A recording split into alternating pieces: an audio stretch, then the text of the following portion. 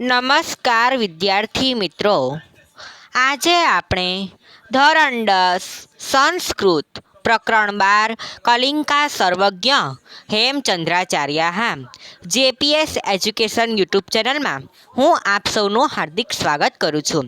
મિત્રો, આપના આજના વિડીયોની અંદર કલિંકા સર્વજ્ઞો હેમચંદ્રાચાર્ય વિશે માહિતી મેળવીશું, તેમજ તે પાઠ વિશે અને તેની સમજૂતી તેમજ અનુવાદ વિશેની ચર્ચા પણ આ વિડીયોમાં કરીશું. આ પાર્ટ 1 છે. પાર્ટ 2માં આપણે સ્વાધ્યાયના આ પાઠના સ્વાધ્યાયના પ્રશ્નોની ચર્ચા પણ કરીશું. તો સૌ પ્રથમ આપણે કલિંકા સર્વજ્ઞો હેમચંદ્રાચાર્ય પ્રસ્તાવના જોઈશું.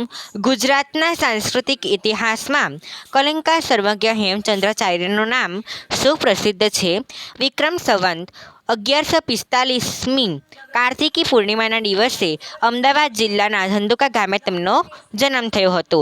તેમનું નામ બાળપણમાં ચંગદેવ રાખવામાં આવ્યું હતું, તેમજ તેમનો જન્મ અમદાવાદ જિલ્લાના ધંધુકા ગામ પાસે થયો હતો. આ ચંગદેવે માત્ર 8 વર્ષની વયે 8 વર્ષની ઉંમરે ખંભાત મુકામે દેવચંદ્ર સુરીજી મહારાજ પાસેથી દીક્ષા પ્રાપ્ત કરી. પછી તેઓ સોમચંદ્ર નામે જાણીતા થયા. 8 વર્ષ પછી તેઓ ખંભાતા મુકામે દેવ સૂરીચંદ્રજી મહારાજ પાસે દીક્ષા પ્રાપ્ત કરીને પછી તેઓ સોમચંદ્ર તરીકે જાણીતા થયા. તે પછી માત્ર 21 વર્ષની વયે જ તેમણે સૂરીપદ પ્રાપ્ત કર્યું. તેમને 21મી વર્ષની ઉંમરે જ તેમને સૂરીપદ પ્રાપ્ત કર્યું અને હેમચંદ્ર સૂરીના નામે ઓળખાવા લાગ્યા. પોતાના જમાનામાં ઉપલબ્ધ બધી જ વિદ્યા શાખાઓમાં તેમણે અભ્યાસ કર્યો. તેમના જમાનામાં રહેલી જેટલી પણ વિદ્યા શાખાઓ હતી તેમાં તેમણે અભ્યાસ કર્યો હતો. તેમાં નિપુણતા પ્રાપ્ત કરી અને સ્વરચિત કૃતિઓમાં જુદી જુદી વિદ્યા શાખાઓમાં પોતાનું પ્રદાન પણ નોંધ્યું છે. તેમની નિપુણતાથી આ જે વિદ્યા શાખાઓમાં તેમની નિપુણતાથી પ્રાપ્ત કરીને સ્વરચિત એટલે કે પોતે જ કોઈ કૃતિની રચના કરીને જુદી જુદી આ વિદ્યા શાખાઓમાં તેમનું પ્રદાન નોંધવામાં આવ્યું છે. આમ જ્ઞાનનું વિશાળ સમૃદ્ધિને કારણે તેમને કલિંકા સર્વજ્ઞનું બિરુદ આપવામાં આવ્યું. જ્ઞાનની વિશાળ સમૃદ્ધિના કારણે તેમને કલિંકા સર્વજ્ઞનું બિરુદ આપવામાં આવ્યું. તેમજ આગળ આપણે જોઈશું કે આ પાઠમાં આપણે શું કહેવા માંગે છે. સિદ્ધરાજ જયસિંહના માળવાના રાજા ભોજે ઉપર વિજય પ્રાપ્ત કરી. સિદ્ધરાજ જયસિંહે માળવાના રાજા ભોજ જે છે તેમની ઉપર સિદ્ધરાજ જયસિંહે વિજય પ્રાપ્ત કરી. ત્યારબાદ તેઓ પુષ્કળ ધન તથા તેમના સમૃદ્ધ ગ્રંથાગારો પોતાની સાથે લઈને અણહિલપુર પાટણ આવ્યા. ત્યાં તેમને આવકારવા વિદ્વાનોનું એક વૃંદ પણ સામેલ હતું. આ વિદ્વાનોમાં વૃંદના અગ્રણી હેમચંદ્ર સૂરી હતા એમ કહેવાય છે. ચલો આપણે આ વાતમાં વિષય વસ્તુઓ જોઈશું કે કીર્તિ યસ્ય સહજીવિતી, અર્થાત જેની કીર્તિ છે તે મૃત્યુ પામેલ પછી પણ જીવતો જ હોય છે. આવી કીર્તિ લક્ષ્મીથી નહીં પરંતુ સરસ્વતીથી થાય છે. તે જાણી ચૂકેલો રાજા સિદ્ધરાજ જયસિંહે હેમચંદ્રાચાર્ય પાસે વિવિધ સાહિત્યની રચનાની પ્રાર્થના કરી અને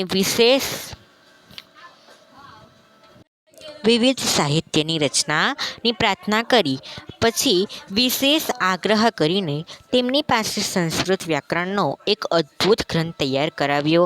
આ ગ્રંથમાં સિદ્ધહેમ શબ્દાનુશાસન તરીકે પ્રસિદ્ધ થયું. ગુજરાતમાં સાંસ્કૃતિક ઇતિહાસમાં આ ઘટનાને ધ્યાનમાં રાખીને પ્રસ્તુત પાઠ તૈયાર કરવામાં આવ્યો છે.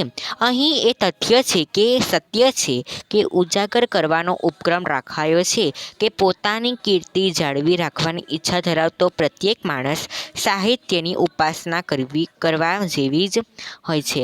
આ પાઠમાં એવું કહેવા માંગે છે કે જ્યારે સિદ્ધરાજ જયસિંહે અણહિલપુર પાટણના જે રાજા હતા ગુજરાતના સિદ્ધરાજ જયસિંહે તેમને માળવાના રાજા ભોજ ઉપર વિજય પ્રાપ્ત કરીને પુષ્કળ ધન અને તેમના સમૃદ્ધ ગ્રંથાગારો, જેમ રાજા ભોજની કીર્તિ જેવી હતી સમૃદ્ધ ગ્રંથાગાર તેમજ પુષ્કળ ધનથી, તેવી જ કીર્તિ સિદ્ધરાજ જયસિંહની હોય તેમ જ તેવો વિચાર સિદ્ધરાજ જયસિંહને આવ્યો અને ત્યારબાદ તેમણે હેમચંદ્રાચાર્ય પાસે એક સંસ્કૃત સાહિત્યની રચના કરી. આ ગ્રંથનું નામ છે સિદ્ધહેમ શબ્દાનું શાસન એ તરીકે પ્રસિદ્ધ થઈ અને આ ગુજરાતની સાંસ્કૃતિક ઇતિહાસમાં મહત્ત્વની ઘટના તરીકે આ પાઠ સંસ્કૃતમાં ધોરણ 10માં સંસ્કૃતમાં આ પાઠ કલિંકા સર્વજ્ઞો હેમચંદ્રાચાર્ય એમ લેવામાં આવ્યો છે. તો ચાલો મિત્રો, હવે આપણે આગળ કલિંકા સર્વજ્ઞ હેમચંદ્રાચાર્ય, જો હું તમને ફોટો બતાવું છું તે કલિંકા સર્વજ્ઞ હેમચંદ્રાચાર્યનું જ છે. આગળ આપણે માહિતી જોઈશું. કલિંકા સર્વજ્ઞની માહિતી. તેમનો જન્મ ધંધુકા, જિલ્લો અમદાવાદ, ધંધુકા ગામે થયો. તેમનું મૂળું નામ ચાંગદેવ રાખવામાં આવ્યું. દીક્ષાનું સમયનું નામ સોમદેવ હતું. દીક્ષા ગુરુ આચાર્ય દેવચંદ્ર સુરી પાસેથી તેમને દીક્ષા મેળવીને તેઓ હેમચંદ્ર સુરી તરીકે ઓળખાયા. તેમને અનેક વિદ્યા શાખાઓમાં પોતાની નિપુણતા અને સરસ્વતીના મેળવેલ જ્ઞાનથી તેઓ કલિંકા સર્વજ્ઞનું બિરુદ મળ્યું અને તેઓ ગુજરાતના વિદ્યાચાર્ય કલિંકા સર્વજ્ઞ તરીકે ઓળખાયા. તેમની સમાધિ પાલિતાના શત્રુંજય પર્વત પર હજી સુધી પણ હોય છે તેવું માનવામાં આવેલું છે. આપણે આ હતું કે તે હેમચંદ્રાચાર્ય વિશેની પ્રાથમિક માહિતી. હવે આપણે આગળ જે આ પાઠ છે સિદ્ધહેમ શબ્દાનું શાસન, તે જે ગ્રંથ વિશે છે તે જોઈશું કે હેમચંદ્રાચાર્ય સુરીશ્વરજી મહારાજ સાહેબે સિદ્ધહેમ જયસિંહના સમયમાં સંસ્કૃત અને પ્રાકૃત વ્યાકરણનો ગ્રંથ લખ્યો હતો, જે સિદ્ધહેમ શબ્દાનું શાસન નામ તરીકે જાણીતો હતો. જ્યારે હેમચંદ્રાચાર્યએ આ ગ્રંથ સિદ્ધહેમ શબ્દાનું શાસન લખ્યો હતો, તેમ વ્યાકરણ ગ્રંથ, પ્રાકૃત વ્યાકરણ ગ્રંથ, સંસ્કૃત વ્યાકરણ ગ્રંથ હતો. તે સિદ્ધહેમ શબ્દાનું શાસન તરીકે જાણીતો હતો. જ્યારે ગ્રંથની લખાઈ ગયો ત્યારે તે ગ્રંથની હાથીને ઉબાડી મૂકીને સિદ્ધરાજ જયસિંહના તેના તમામ મંત્રીમંડળ સાથે પગે ચાલતા પાટણ નગરની શોભાયાત્રામાં સામેલ થયા. સિદ્ધહેમ શબ્દાનું શાસન ગ્રંથ હાથીની ઉબાડી ઉપર અને રાજા સિદ્ધહેમ જયસિંહના પગપાળા આખા પાટણમાં ફર્યા. આવો છે જ્ઞાનનો મહિમા. સિદ્ધહેમ શબ્દાનું શાસન 300 હસ્તલિખિત પ્રત, 300 લેહિયાઓએ લખી હતી. લહિયાઓએ લખેલા સિદ્ધહેમ શબ્દાઓની શાસનની પ્રતોમાં જે ભૂલો થયેલી છે તે ભૂલો પર સંશોધન કરીને જબવિજયજી મહારાજ સાહબ સિદ્ધહેમ શબ્દાનું શાસન ગ્રંથને સંપાદિત કર્યો અને આજે અધિકૃત ગ્રંથ ગણાય છે. આ હતું સિદ્ધહેમ શબ્દાનું શાસન ગ્રંથ વિશેની પ્રાથમિક માહિતી. હવે આપણે આગળ આ પાઠની સમજૂતી અને અનુવાદ મેળવીશું. કલિંકા સર્વજ્ઞ હેમચંદ્રાચાર્ય. શાંતિથી સાંભળશો, તમે તમારી ચોપડીમાં ધ્યાન આપશો એવી આશા. વિક્રમસ્ય દ્વાદશ્યામ શતાબ્દ્યામ સિદ્ધરાજः જયસિંહ માલવ વિજયમ કૃતવાન. એટલે વિક્રમાદિત્યની 12મી સદીના સિદ્ધરાજ જયસિંહે માલવ પ્રદેશ પર વિજય પ્રાપ્ત કર્યો. કૃતવાન એટલે પ્રાપ્ત કર્યો. વિજયાનંતરમ જયસિંહ નૃપતે યશોવર્મણઃ સર્વધનમ ગૃહીત્વા અણહિલપુરમ પ્રત્યાગતવાન. એટલે વિજય પછી જયસિંહ રાજા યશોવર્માનું સઘળું ધન લઈને અણહિલપુર પાટણ પાછો આવ્યો. ધનેન સહ તત્રસ્ય ગ્રંથાગારો અપી તસ્ય હસ્તગતો જાતઃ. મિત્રો, અહીં સંધિ આવે છે ગ્રંથાઃ વત્તાગારો વત્તા અપી. ગ્રંથાગારો એટલે ગ્રંથોનો ભંડાર. અહીં ગ્રંથાગારો અપી એમ કેમ બોલાય છે? કારણ આ ડ છે તેને બોલીશું.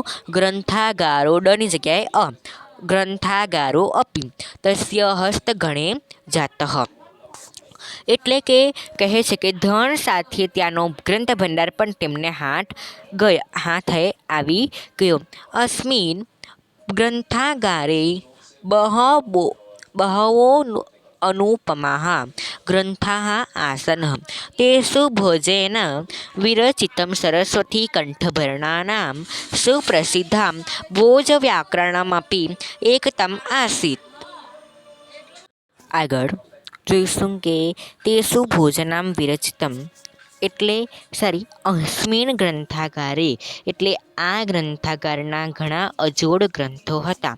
તેમાં ભોજ રાજાએ રચેલું સરસ્વતી કંઠાભરણા નામે પ્રસિદ્ધ ભોજ વ્યાકરણ પણ હતું. આપને પરીક્ષામાં પૂછાય છે કે ભોજ રાજાએ રચેલું વ્યાકરણ કયું છે? સંસ્કૃત કંઠાભરણ. તે ભોજ વ્યાકરણ નામે પ્રસિદ્ધ થયું છે કે તે વ્યાકરણ કયા નામે પ્રસિદ્ધ થયું છે? તો ભોજ વ્યાકરણના નામે. વિક્રમાદ્વાદશ શતાબ્દ્યામ સિદ્ધરાજ જયસિંહ માલવ વિજયન કૃતવાન. વિજયાનંતરમ જયસિંહ નૃપતે યશોવર્મણઃ સર્વધનમ ગૃહીત્વા અણહિલપુર પ્રત્યાગતવાન. ધનેન સહ તત્રત્ય ગ્રંથાગારો અપી તસ્ય હસ્તગતો જાતઃ. અસ્મિન ગ્રંથાગારે બહવો અનુપમાः ગ્રંથાः આસन् તેષુ ભોજેન વિરચિतं સરસ્વતીગ્રંથાભરણાનાં પ્રસિદ્ધં ભોજવ્યાકરણમપી એકતમम् આસીत्. એટલે વિક્રમાદિત્યની 12મી સદીમાં વિક્રમાદિત્યની 12મી સદીમાં સિદ્ધરાજ જયસિંહે માલવ પ્રદેશ પર વિજય પ્રાપ્ત કર્યો અને વિજય પછી તેઓ જયસિંહ રાજા યશોવર્માનું સઘળું ધન લઈને અણહિલપુર પાટણ પાછા ફર્યા. ધન સાથે તેઓ સાથે ગ્રંથ ભંડાર પણ હાથ આવી ગયો. આ ગ્રંથ ભંડારના ઘણા અજોડ ગ્રંથો હતા. તેમાં ભોજ રાજાએ રચેલું સરસ્વતી કંઠાભરણા નામ ભોજ વ્યાકરણ તરીકે પ્રસિદ્ધ હતું. હવે આપણે આગળના પેરેગ્રાફ વિશે જોઈશું કે એકદા સિદ્ધરાજ વિચારપથમ આરૂઢ સહ અનિશ્ચિતયતિ માલવ વિજયેન અહમ ધનરઃ સ્વામિત્વં પ્રાપ્તવાન તસ્ય ગ્રંથાગારો અપી મયા પ્રાપ્તઃ. એટલે એકવાર સિદ્ધરાજ જયસિંહને વિચાર આવ્યો. તેણે વિચાર્યું કે માલવ વિજયથી હું ધનમાં સ્વામિત્વને પામ્યો છું. તેનો ગ્રંથ ભંડાર પણ મેં પ્રાપ્ત કર્યો છે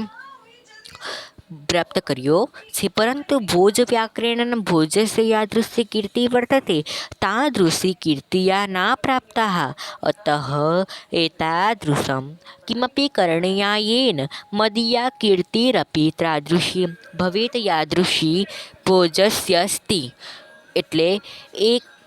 એટલે પરંતુ ભોજ વ્યાકરણ વડે ભોજની જેવી કીર્તિ છે તેવી ખ્યાતિ મેં પ્રાપ્ત કરી નથી. આથી એવું કંઈક કરવું જોઈએ કે જેથી મારી પણ ખ્યાતિ પણ થાય અને મારી ખ્યાતિ પણ થાય જેવી રાજા ભોજની હતી. ખ્યાતિ એટલે કીર્તિ જેવી રાજા ભોજની કીર્તિ હતી તે સમયમાં તેવી જ સિદ્ધરાજ જયસિંહની પણ હોય તેવું કંઈક સિદ્ધરાજ જયસિંહ કંઈક કરવામાં માંગે છે તેવો વિચાર એમને આવે છે. આગળ આપણે જોઈશું કે એવં વિચાર્ય સહ જૈન મુનિયાચાર્ય હેમચંદ્ર પ્રાપ્તવાન.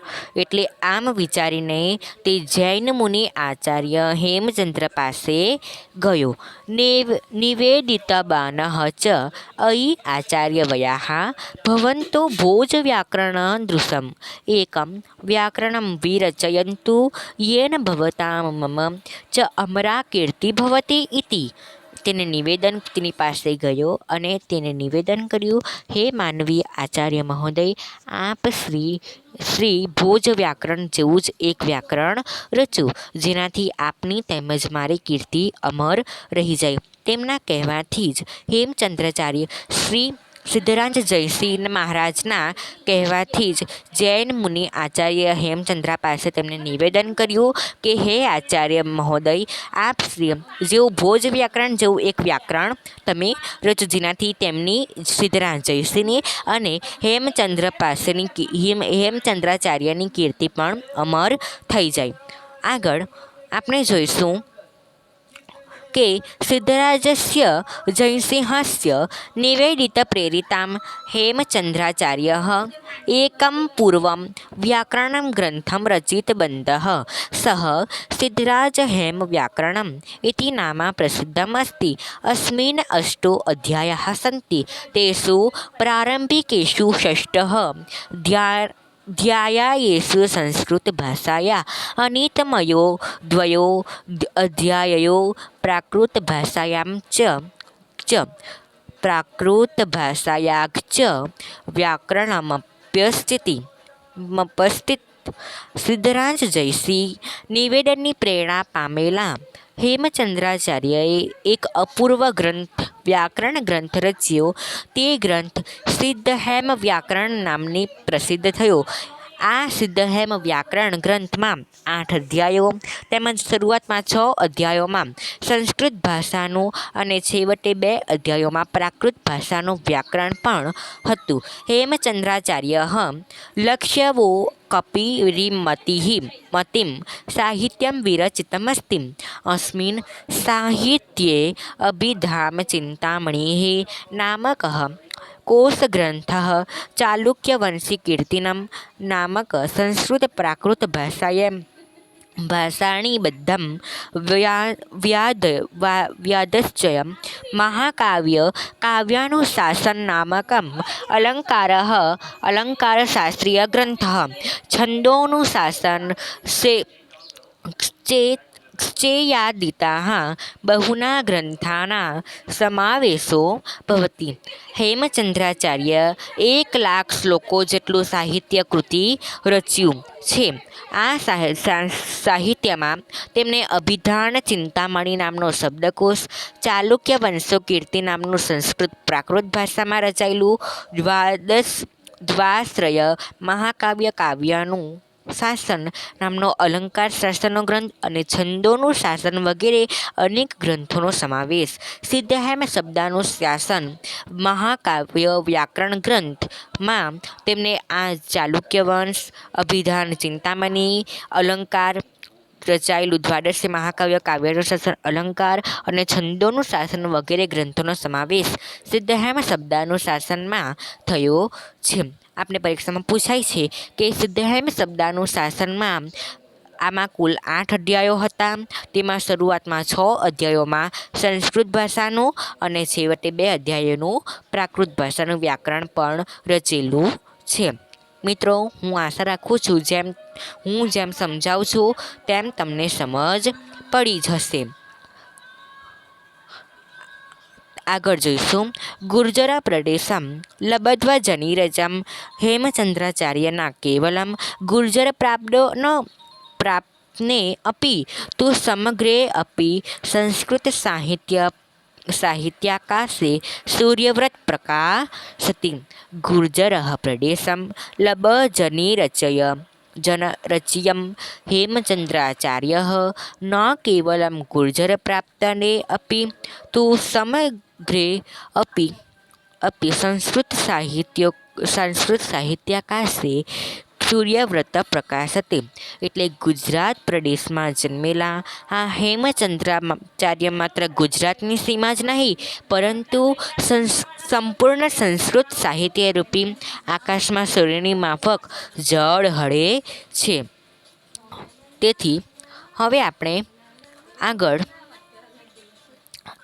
આ પ્રમાણે આપણે સંસ્કૃતમાં પ્રકરણ 12 સર્વજ્ઞ કલિંગા સર્વજ્ઞ હેમચંદ્રાચાર્ય એનું આપણે સમજૂતી તેમજ સંસ્કૃત વાંચન અને અનુવાદનું વાંચન પણ આપણે જોઈ લીધું છે. હવે આપણે ભાગ 2માં આપણે સ્વાધ્યાયના આ પાઠના સ્વાધ્યાયના પ્રશ્નોની ચર્ચા પણ કરીશું. આભાર મિત્રો.